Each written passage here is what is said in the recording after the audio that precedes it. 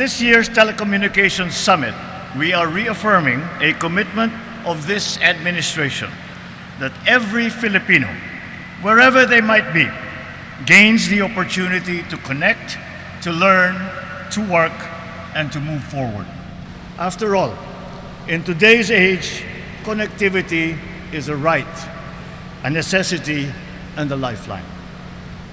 Kasama ang Department of Information and Communications Technology, isinusulong natin ang mas mabilis na reforma upang maging mas mabilis at abot kaya ang ating mga binibigay na internet services.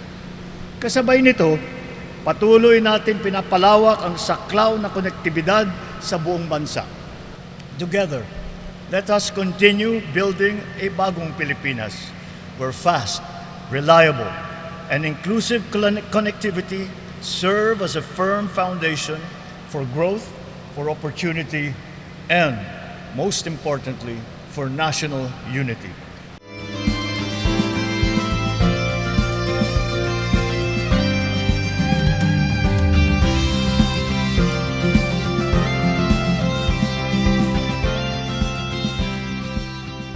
Ang significance nito yung sinabi mismo ni Pangulo na yung technology dapat magamit para gumanda ang buhay ng mga Pilipino.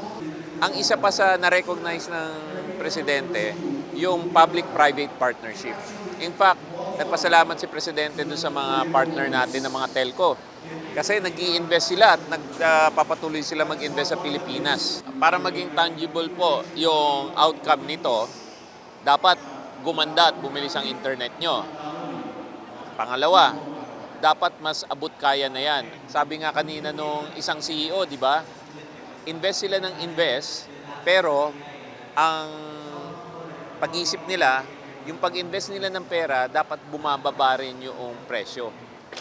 Aling sunod po dun sa mandato ni Presidente na lahat ng Pilipino, kahit na probinsya, kahit na sa anong isla o anumang bundok, magkaroon ng affordable and fast internet, si Presidente po ang nagtutulak niyan. Maraming salamat po sa Presidente at maraming salamat po sa inyong lahat doon sa mga tumatangkilik po ng social media channel ng DICT. Nagbibigay po sa amin ng information at nagbibigay po sa amin ng mga comments.